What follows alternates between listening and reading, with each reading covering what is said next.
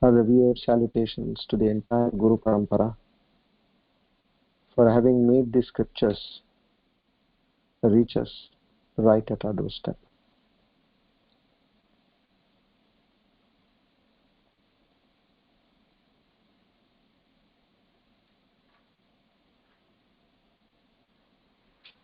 A very warm welcome to all of you once again.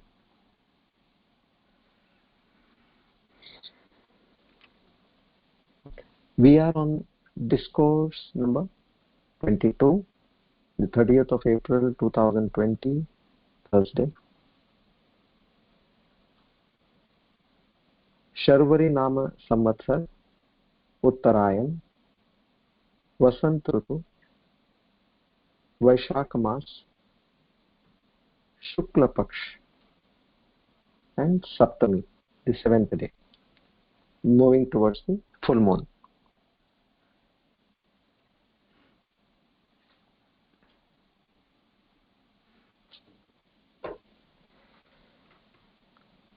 So now,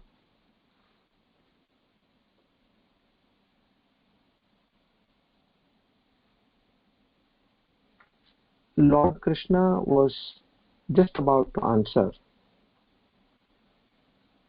Arjuna, what are the qualities of a wise person, of an enlightened person, of a so-called realized person? So we opted, before moving to that segment of the Gita, we said, let's understand what are the qualities required for a sadhak like us to follow this path. So then we would be in a much better position to understand the qualities of such a noble person. So here, very simple.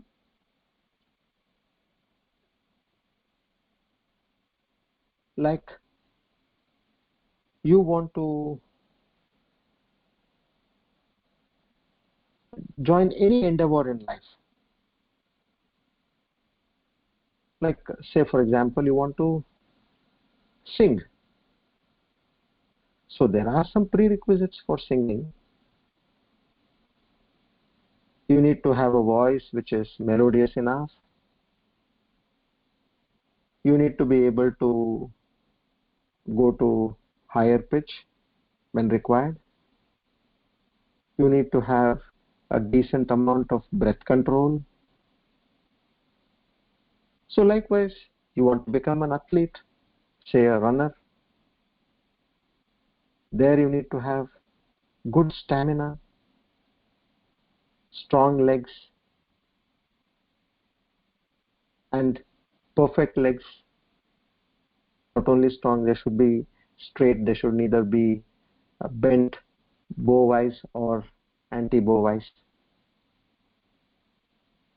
And you need to have the determination. See, all these factors do matter in any area of understanding or study for all of us. So similarly, now sadhana chatustaya is what is prescribed by the scriptures for a eligible seeker. Now here we just need to understand what are these specifications and where do we stand from our personal perspective with respect to the prescribed specifications, and we need to relate to them and see how we can grow up to meet the specifications to the fullest. So the more eligible you are, the more faster is your journey. So it gives you a kind of benchmark as to how you should progress in life, where you're lagging behind, and where you need to improve upon yourself. So that is the purpose of this exercise. So sadhana chatustayam kim? What is the meaning of sadhana chatustaya? The first qualification is nitya vastu vivekaha. Nitya Anitya means what is permanent, what is impermanent. Vastu means an object or a task. Vivekaha, prudence, intelligence.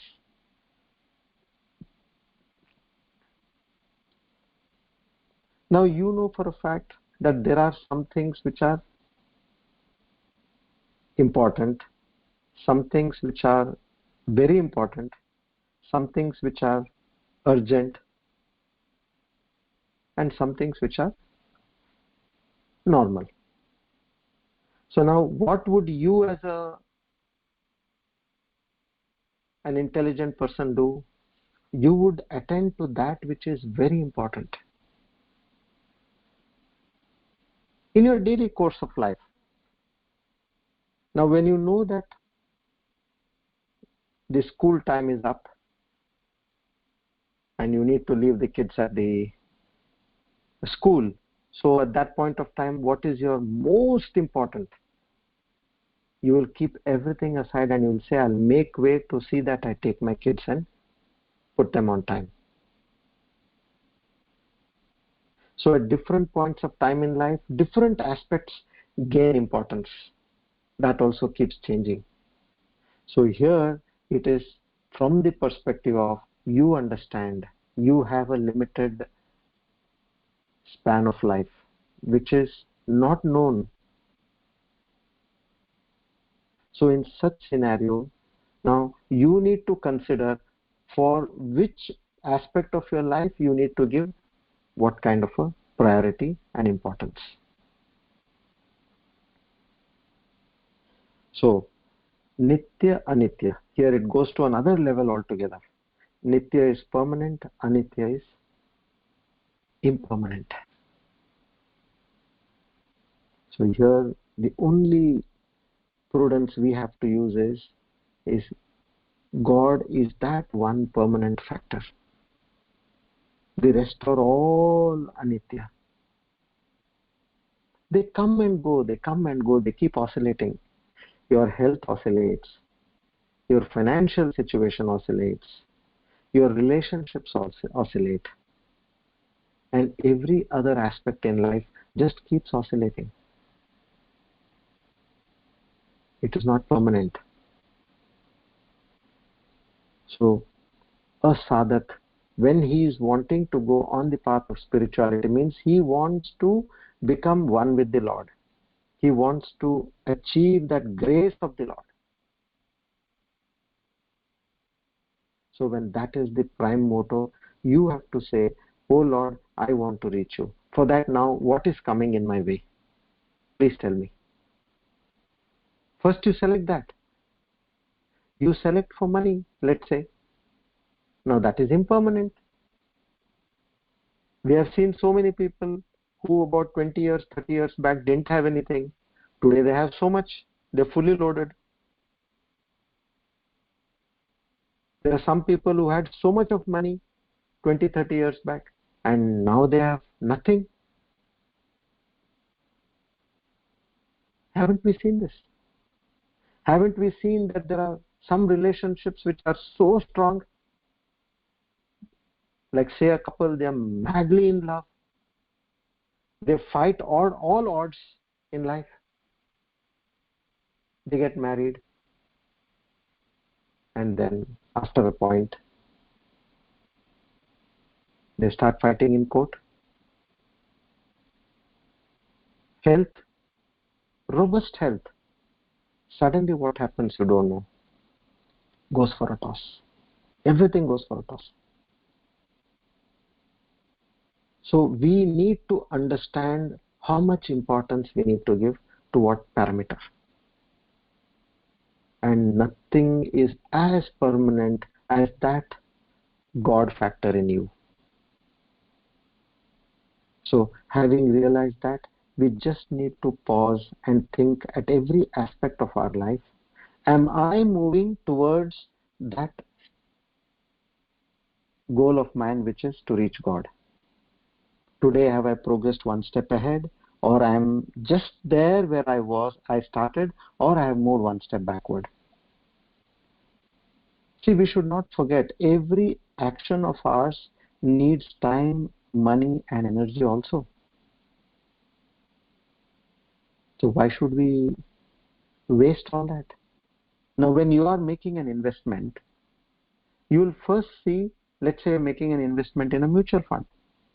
You will first see whether your principal is intact, and then you will see what kind of a return you can get. If somebody is offering you huge return, but he says your principal is not guaranteed, you will say, I don't want that kind of an investment. So when you are on the path of on spirituality, there is no going down. There is only going up and up and up, unless you move sideways. Let's say you're traveling to a place. From here you're going to Delhi. Now, while you're going, here and there are diversions by road. Will you not check at every diversion whether the road which you're taking next takes you to the destination? Or would you just take any road which looks good to you? There could be some small roads at some point, and there could be a highway which is not taking to your destination, but you still go on that small road because that is the road which is going to take you to your destination. You will be looking at every aspect. So in the same way, when we are doing every action in our life, we have to look at that part with that prudence. Viveka means that prudence, intelligence, discrimination of what is right and what is wrong. There are two broad factors here, Shreya and Preya. Preya is where you are only giving importance to worldly sensuous pleasures. Preya is for worldly pleasures. Shreya is for where you want to grow up in life with the right qualities. So the first aspect is Viveka Shakti. Next comes the Iyamutrartha Phala Bhoga Viraga. Not having too much of an attachment or enjoyment of the fruits of what you do here in this world or for elsewhere. What does this mean? This means that you need to lower down on your attachment factor. We have seen in terms of attachment, when you do anything, what is attachment? I plus I want. Along with that is an attachment factor. Now, when you have done something for somebody, don't you expect also from them that they also have to do this for you? And if they don't do, then you get worried again. So as we learnt in the Buddhi Yoga, that is the Karma Yoga, we learned that do everything as a worship unto the Lord. There is nothing to ask back again. We are ready to accept whatever God gives us. Develop a decent amount of dispassion. Know what happens in this world. See, many people are quite experienced over here. You'll have learned so many things. If we have not learned from our own lives, the wise are who learn from the mistakes or from the situations of others in life.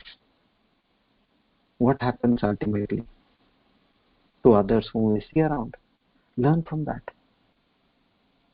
and make changes accordingly in your life. Every aspect which we do has to be done with that faith and devotion. Seeing the Creator in whomever you are dealing with or whatever you are doing with. So it is not only the knowledge which we gain over here takes you to the peaks. Like for an eagle to reach the peak of the mountain, it needs two strong wings. And those two strong wings are, one is the wing of knowledge and the other is the wing of vairagya. A decent amount of dispassion. As Lord Buddha says, if you want to go higher and higher let go all that which is pulling you down. Then only you can rise high.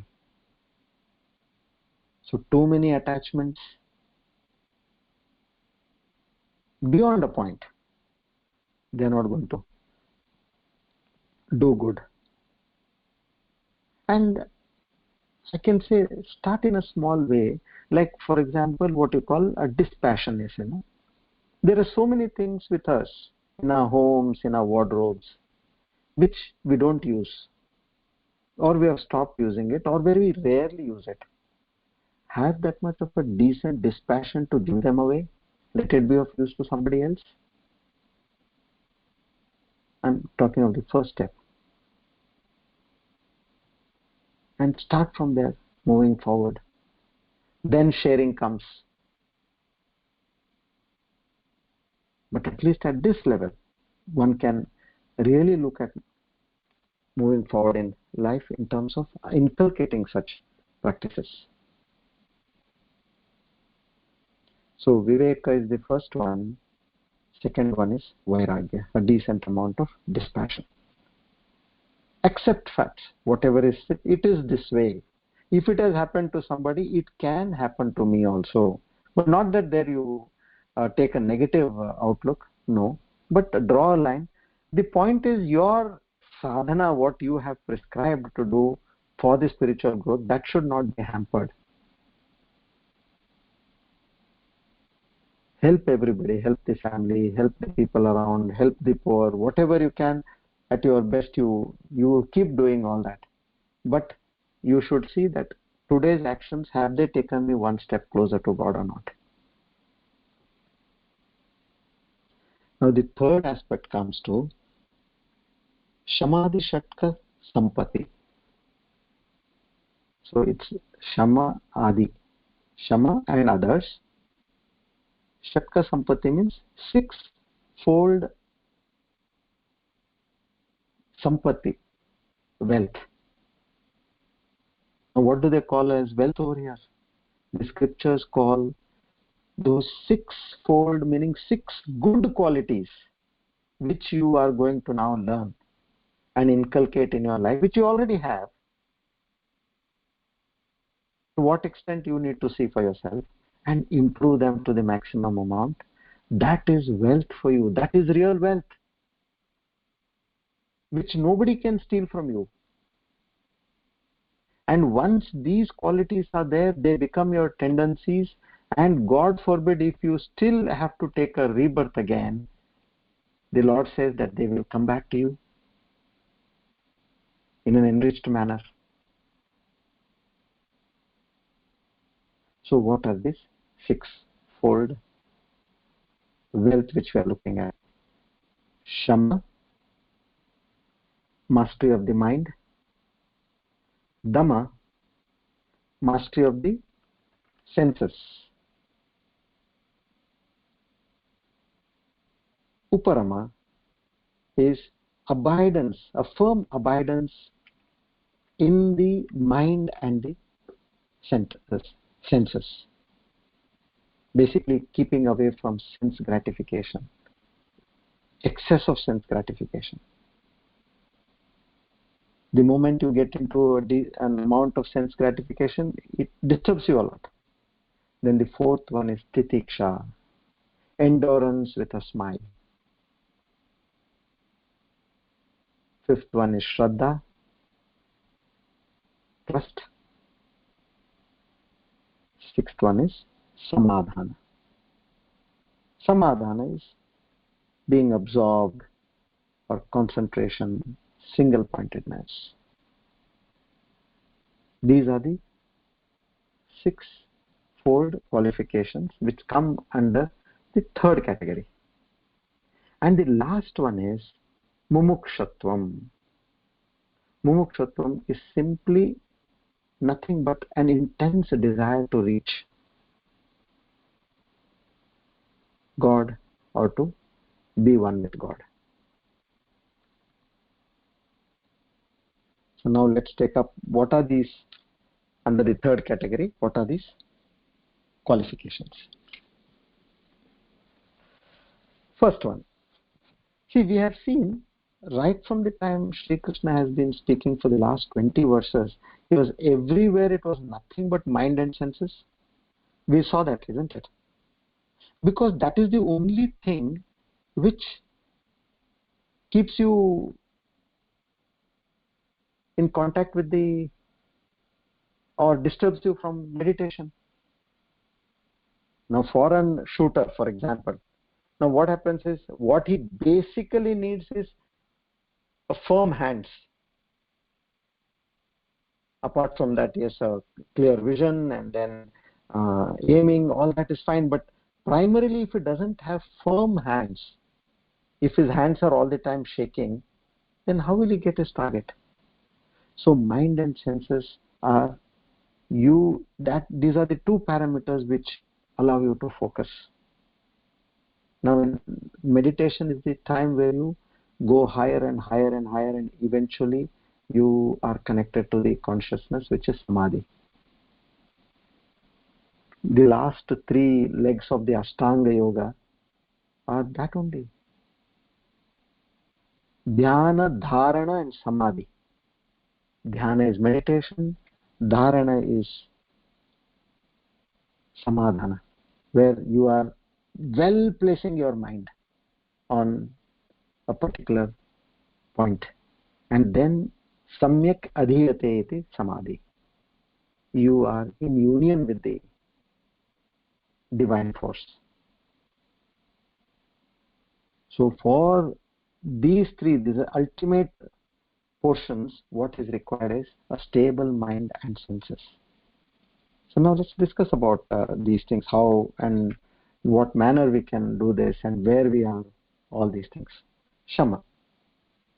Now we have seen in Shama, when you talk about the mind, it primarily boils down to that mind is a faculty in us, where you see on an average about 40 to 60,000 thoughts crossing your mind for an average person on average day.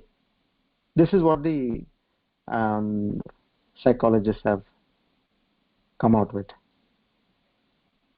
So don't we need to have a control on this flow?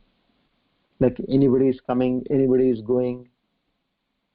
If this is the case, then how can you focus on something?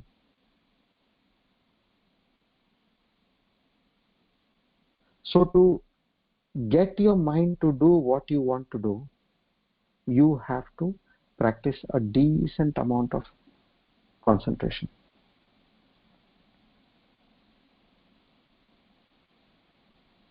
There was once a farmer who, while plowing his field, he comes across a lamp.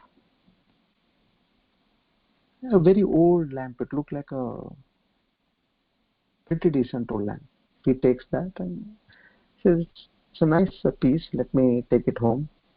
And there he cleans it first with mud and then with some tamarind and with some other powders. And as he goes on rubbing it, there he sees a genie, just like the Alauddin lamp. Now a huge genie appears in front of him, and it bows down and it says, "Oh my lord, tell me, what can I do for you?" This farmer, poor fellow, he's startled. He says, "What can I do for you?" Meaning, you can do anything for me. He says, "Please order and see. But after I fulfill that, you need to come up with another order, otherwise I can't stay quiet, I'll eat you up."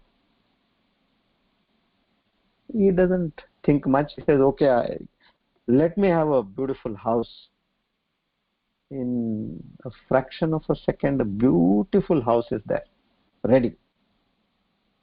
Then he says, I want good clothes, ready. I want good food, done. He goes on asking, and he sees everything is just happening in a jiffy. And then the genie says, Huzur, next. This fellow gets fed up. He says, my God, now what do I ask? Even there is a limit to asking also, no? He has asked almost everything what he wants. Then he quickly runs to a sage who was close by, and he asks him, this is where I have got stuck. Can you guide me? Now this sage advises him, so he comes back. So in his farm he has a pole. So he tells the genie, see now what you do, you go up the pole. Huzur, done, he is there up the pole. Then after you go up, you come down the pole. Huzur, done. Next, he says, keep going up and down. The genie is doing that. It wants work. It wants to obey orders. That's all. He is going up, coming down. Going up, coming down. Now what we should learn from this story is, the mind is also such. It needs something to hold on. It keeps jumping from here, there. It will not allow you to stay at peace. So for that we need to practice meditation, or we need to have some kind of a reference point to which we can stabilize the mind. And what is the root cause for this mind to be so excessively distracting, moving around? Is because the senses in our body and the sense objects outside our body, they keep troubling us all the time. So here this means, now here we have to understand what are these sense objects and where does the desire come from. So this is again a science which we need to understand. Then only we can do something about it, isn't it? So as we know, desire is the root cause of all evils. How to control desire? Sometimes we may feel that something is happening, but that something which is happening is the result of a cause which is behind it. So for the mind or the senses which keeps oscillating and taking us from one end to the other end, tossing us up and down, is nothing but that desire. And that needs to be brought under control. So let's study what is the nature of a desire and how desire creates havoc. What is the autobiography of a desire? So with these ideas, then you will know how to move ahead. So there are two broad parameters. One is pravritti and the other one is nivritti. Now what is pravritti? What we want in life or what we want to gain in life. We are constantly after that, isn't it? If you like something or you want to gain something, you will see what all you could do to achieve that. Nivritti is what you don't like, you want to get rid of it. It could be an object, it could be a person, it could be an event, whatever it is. You don't like something, you say, I will not go near that person or object or event, situation, whatever it is. I will not. Come at me. So keeping these two primary fundamentals, now we'll understand what are the defects of a desire. After great analysis, The rishis have found out, and they have pinned down for us the three great defects of a desire. Dosha trayam they call. Dosha means defect, trayam means three. One is, they say, dukkha mishritatvam. Dukkha, pain. Mishritatvam means it is mixed with pain and suffering. How? First of all, you want something, there is pain in gaining it. To get it, there is pain. Lot of efforts goes by. You have to rattle your mind. You have to do so much of drama. You have to run around. You have to convince. It could be for, you need to have the resources, or you need to have people coming in between where you need to convince them. So pain in gaining. Then second is the pain in preserving. It's not easy. Whatever you have got, be it an object or a relationship, if you want to make it be cordial, you need to do a lot of compromise. So there is pain in preserving, which is much against you while you are dealing or handling it. And the third is, you also have the pain of losing the object.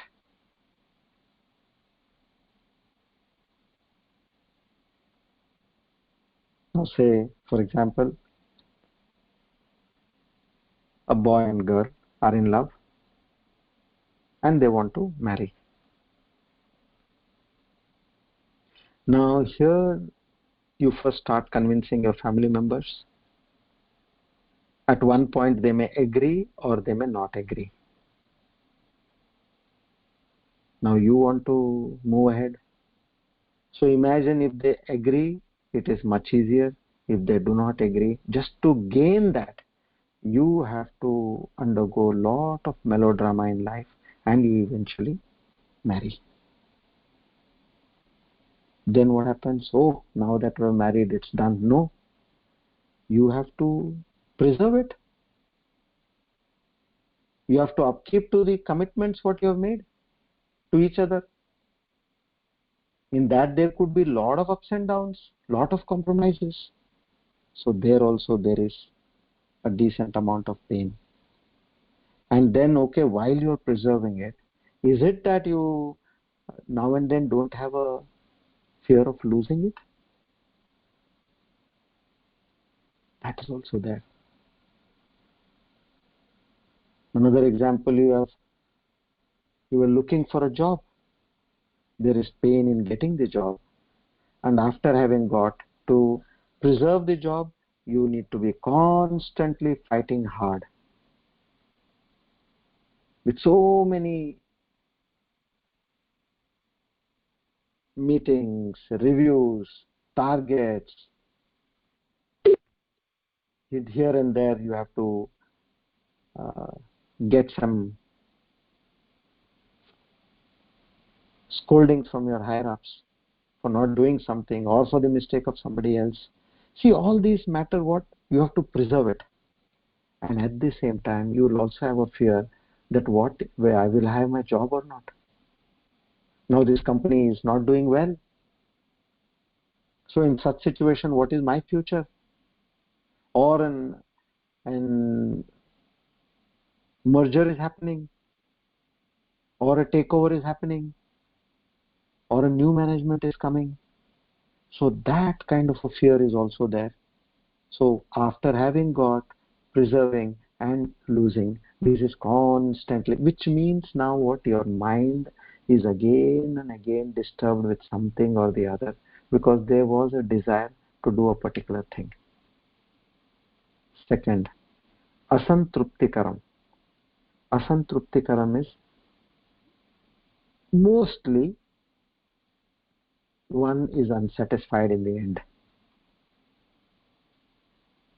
Mostly.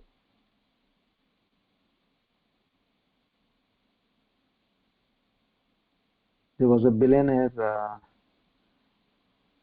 Mr. Carnegie. He was in the 1920s. He was a steel magnate during those days. And once an interviewer asked him, I think you must be really, really happy and you're a very successful person. When the interviewer asked him, he says, both are wrong. He was that day worth about $4 billion US dollars, which is to today's amount could be roughly about 300 billion US dollars. Now you know what he says? I am not happy, I am unhappy, and I am also not successful. The reason is I had a target to achieve $10 billion and I was only able to achieve 4. That is bothering me like nobody's business. This is the power of a desire. It gives you up to a point, then again it raises its scale. Then again it gives you that much, then again it raises its scale. It will not allow you to be at peace. The third one is bandhakatvam. Bandhakatvam here is more on the spiritual front. It contributes to bondage. How? There is a desire, there is an action, and along with the action and the karma done, so there is a papa and punya which comes to your account, and at the same time a vasana, a tendency goes to your causal body, and to gain the benefit of the punya or to suffer for the papa you have done, you have to again take a rebirth. And jiva with unfulfilled desires will take a birth and it has to take a birth to exhaust the vasanas, the tendencies what you have. That is the rule. If you have developed a tendency and that jiva for some reason goes in between, it will take a rebirth. Now, see here, this can be misunderstood. It's not that you take, if you are fond of eating, too much of eating, let's say. Now there it could be that you need not be born as a human to enjoy the act of eating. You could become a buffalo, you could become a pig or any other animal which excessively eats. So here when you're looking that you want to get rid of this cycle of births and deaths, and you are looking at joining or becoming one with the Lord, then why are you creating bandhakatvam? Now how to get rid of this we learnt in Karma Yoga. By offering to the Lord, you get into a situation where there is no further bondage. So now we have learnt what a desire, an autobiography of a desire, briefly as to what all it can make and do good or bad to us. So now we'll move further ahead tomorrow on this subject, where the fourth category after this, now remember we are discussing the Shama, the first quality under the sixfold wealth of the third category. The fourth one is mumukshutvam, which is that desire, and then we'll in that you will see like what if you don't get liberated, then where you go, what happens, what is the time frame, all that will be explained tomorrow. Okay, let's meditate for a while now. We use the same principle of Panchakosha Viveka. All of you comfortably be seated.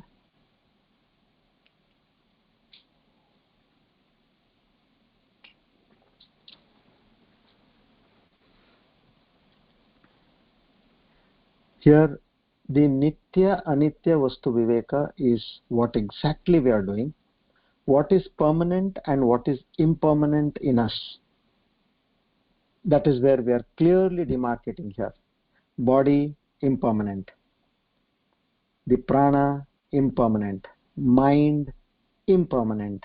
Intellect, impermanent. All these are temporary, and they all function in the light of the consciousness. So keeping this in mind, we are doing nothing but the first aspect, which is Nitya Anitya Vastu Viveka.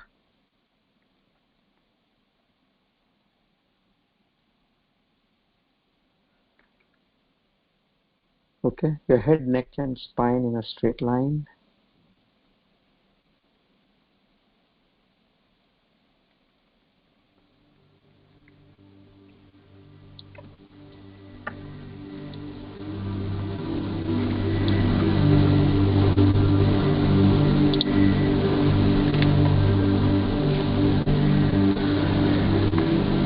Keep your body completely in a relaxed position.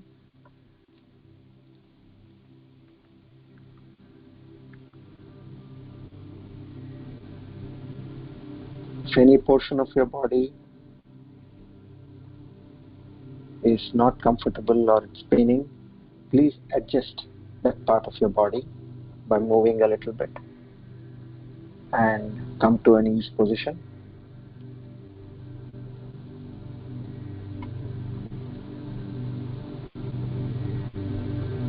Close your eyes.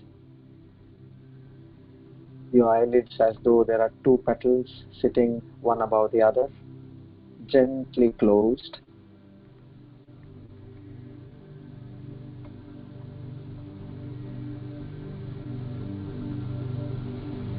Keep a smile on your face. Relax your face. Relax your forehead.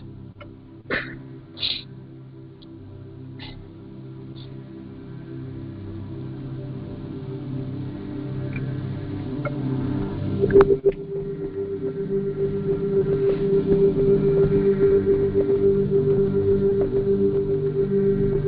are now going to do the Panchakosha Viveka meditation.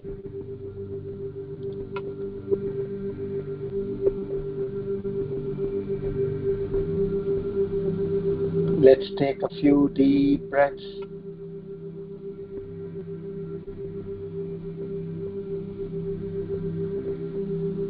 Inhale and exhale.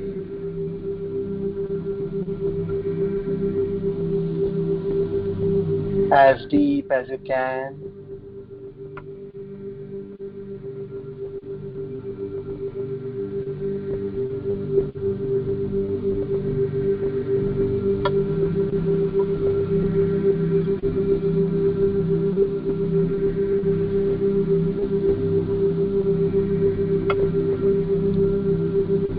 Now, clench both your fists and release.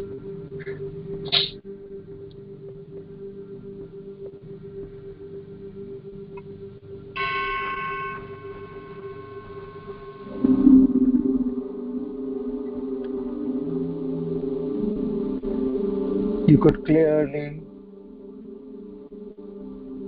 see your body.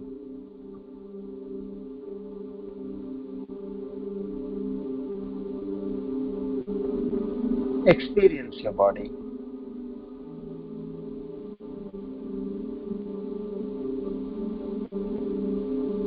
Which means it is the scene, it is an object, and it is not me.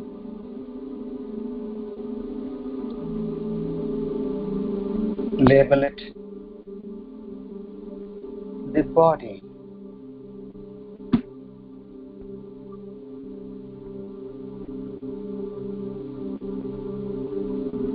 I am not the body. I am the seer of the body.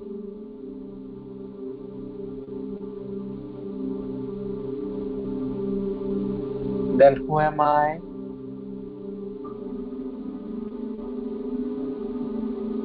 Let's go deeper.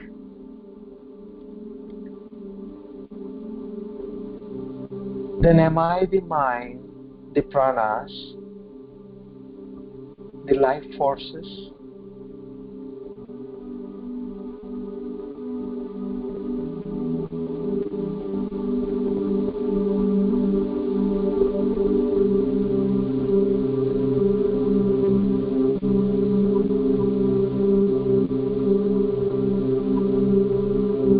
I can feel the breath going in and out.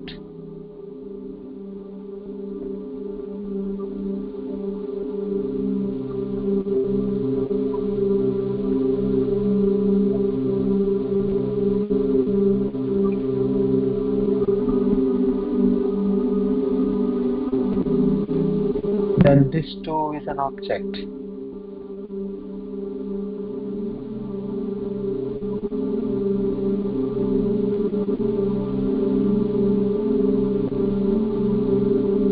I am the seer of the prana, the life forces in me.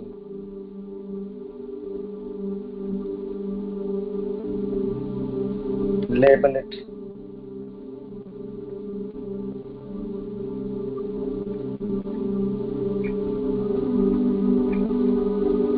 The prana.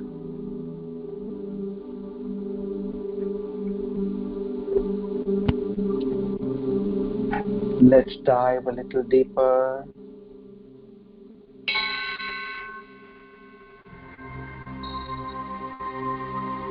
Then am I the mind?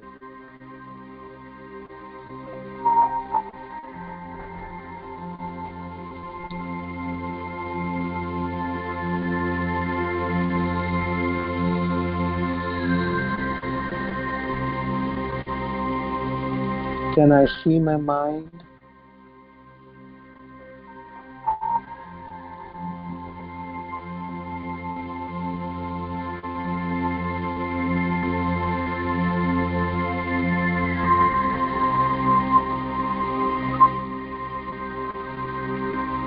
Yes, I can see my mind.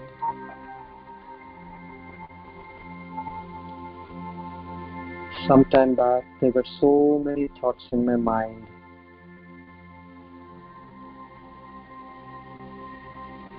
Now they are relatively less.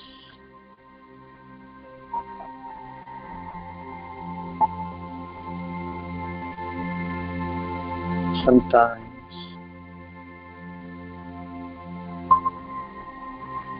I am happy.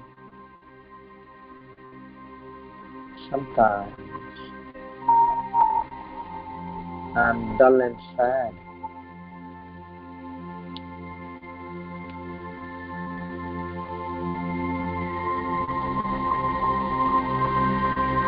Label it the mind.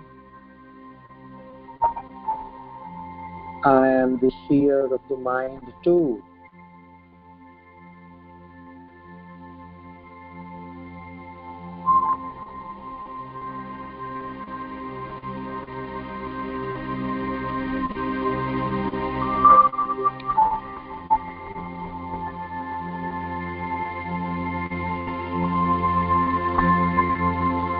Let's dive deeper.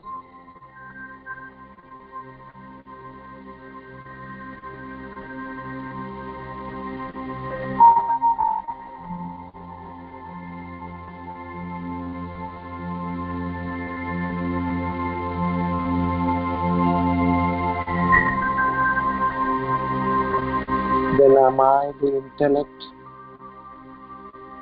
which governs the mind?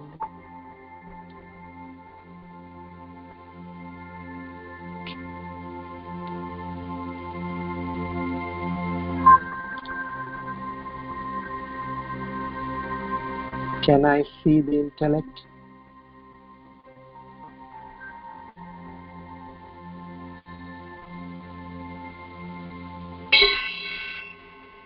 Let's examine.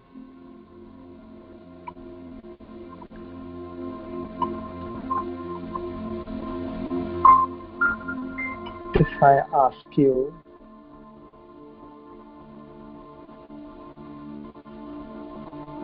how much is 100 plus 100? You can see your reply 200 in your mind and intellect.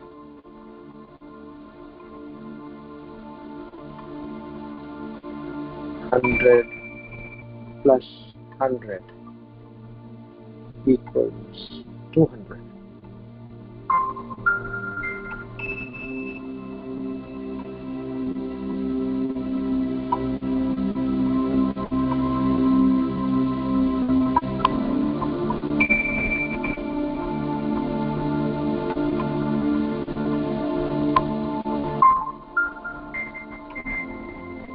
So I am the seer of the intellect too.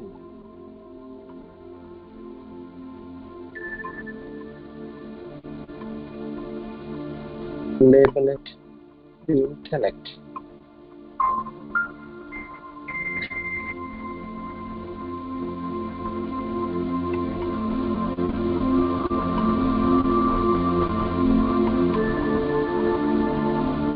All that I can see is not me.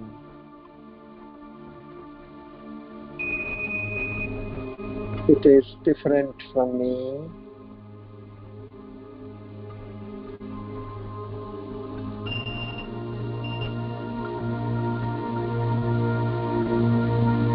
Let's dive deeper.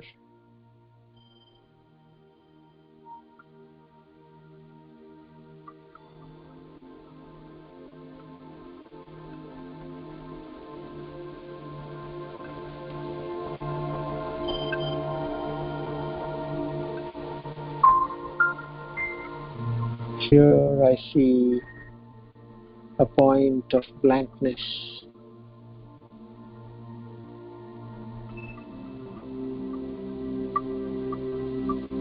Ignorance filled blankness.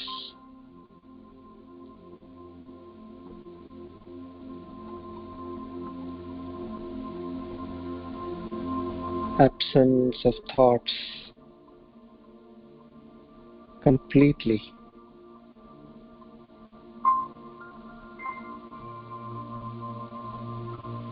A state of bliss.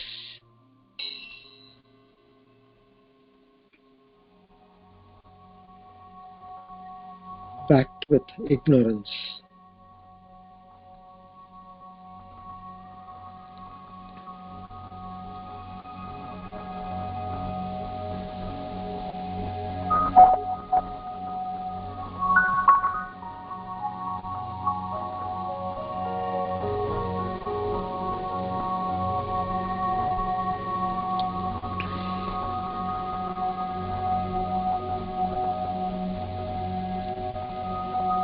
I can see this state of blankness too.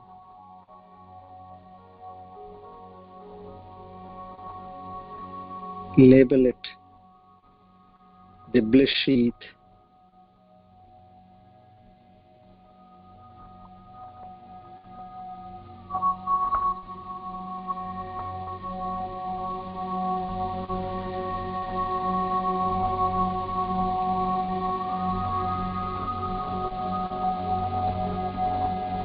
All that I can see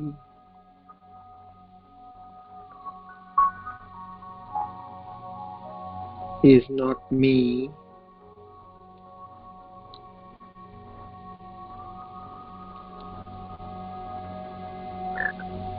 I am the seer.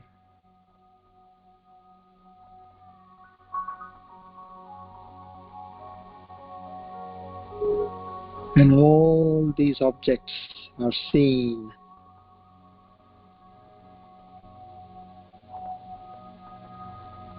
Therefore,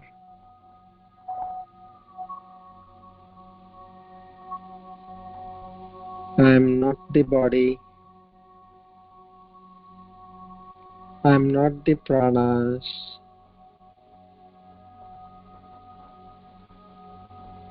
I am not the mind.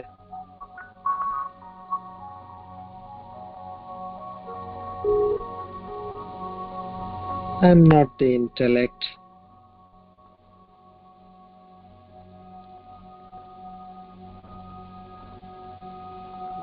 I am not the bliss sheath too.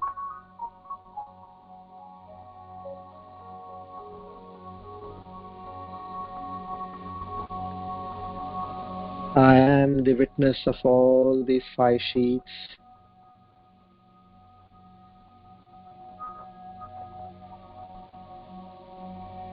which are impermanent in nature,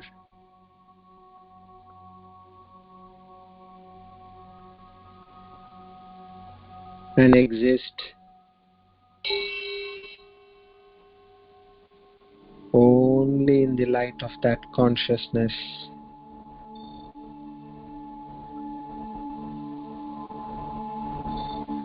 Chaitanya, Chetana, which is eternal,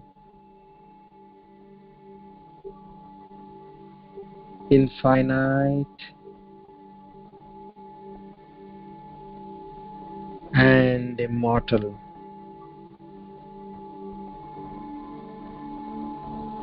It was only my wrong understanding,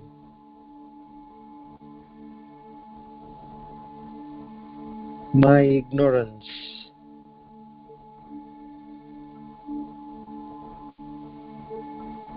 I had presumed myself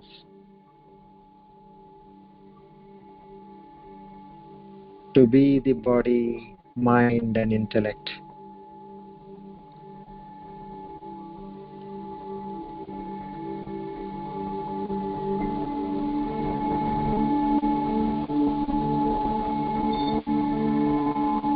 This pure consciousness is the creator, he is the sustainer,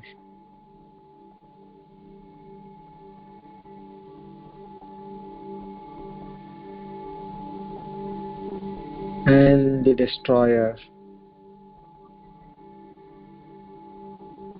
of the body, mind, and intellect.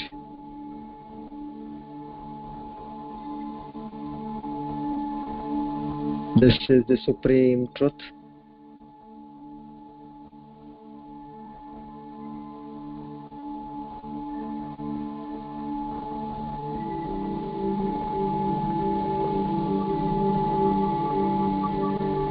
That consciousness is the controller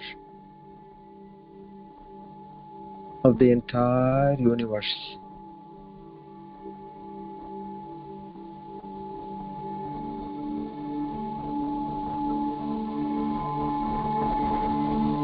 And I, with my wrong understanding, and I, the ego, with my finite nature,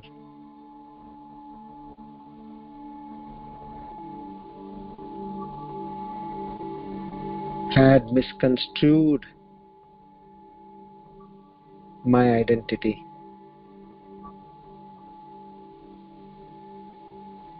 I stand to get corrected.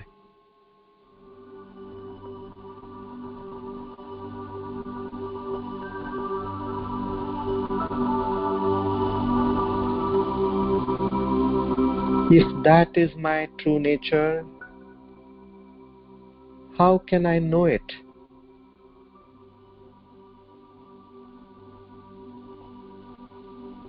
Can you show me? It is not an object to be known.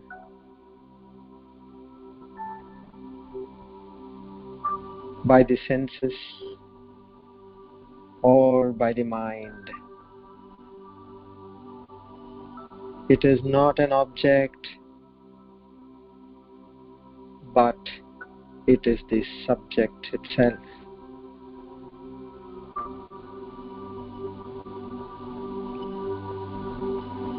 However, you can feel it. You need to understandingly feel and feelingly understand.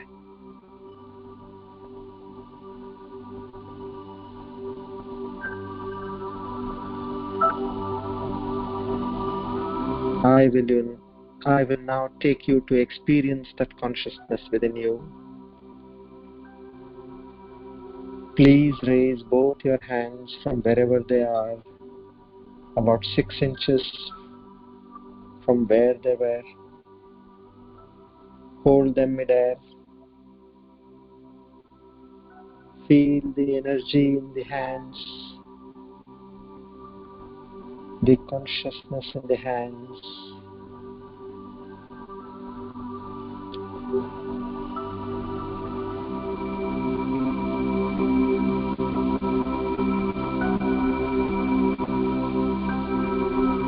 That is pure consciousness.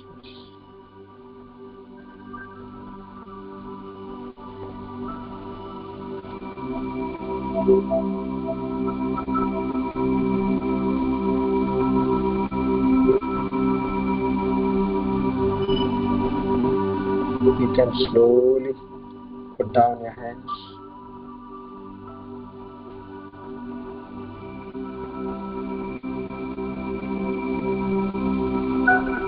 Now that you have a flavor of the experience of this consciousness,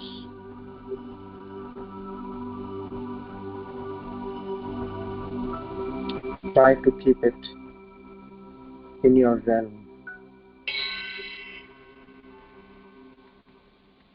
and cherish it by the day.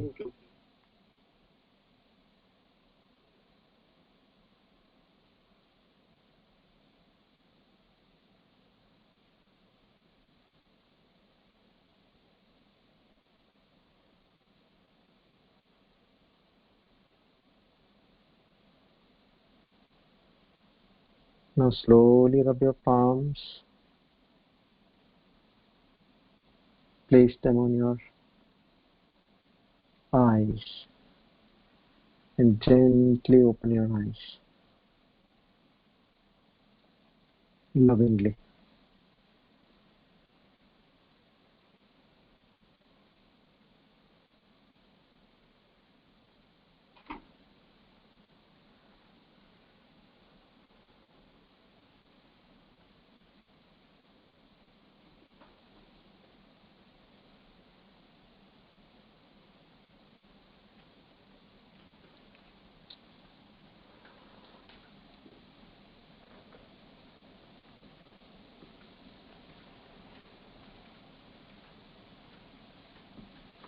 I hope you all like the meditation.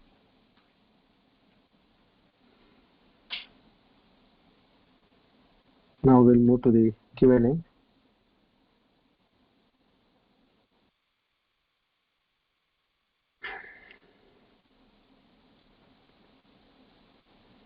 Anybody who wishes to type could do that as well.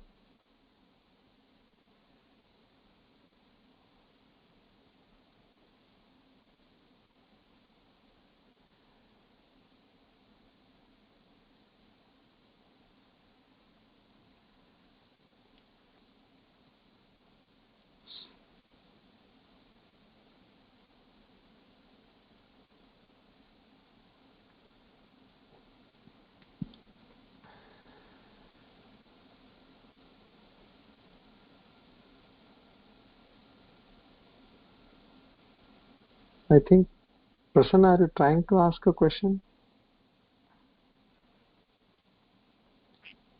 You're not able to come on Q&A? Okay.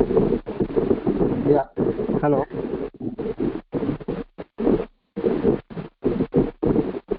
Hello.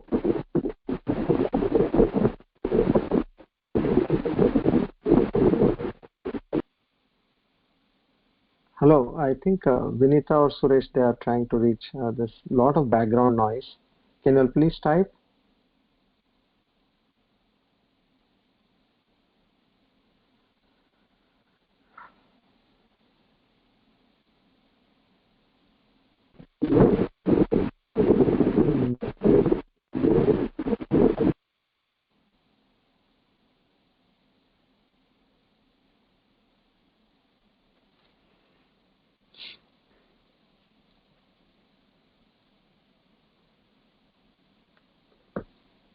Okay, I'll post it on WhatsApp. We'll take it up tomorrow.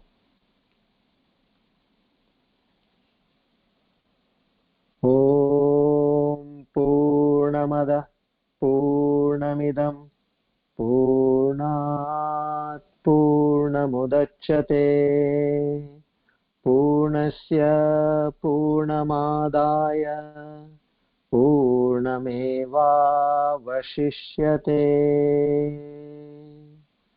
ॐ शान्ति शान्ति शान्तिः।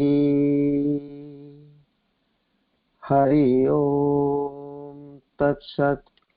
श्री चिन्मय सद्गुरवे नमः। Shri कृष्णार्पणमस्तु।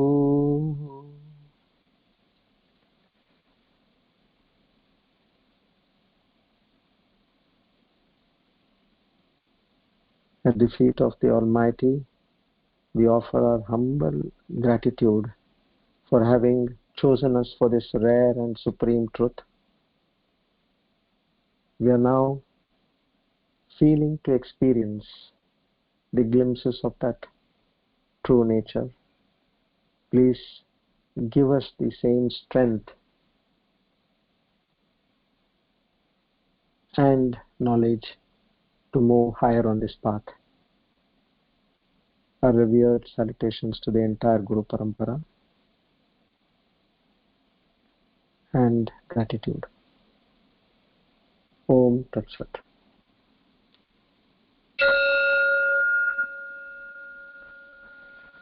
Thank you everybody for being a part of this wonderful divine journey.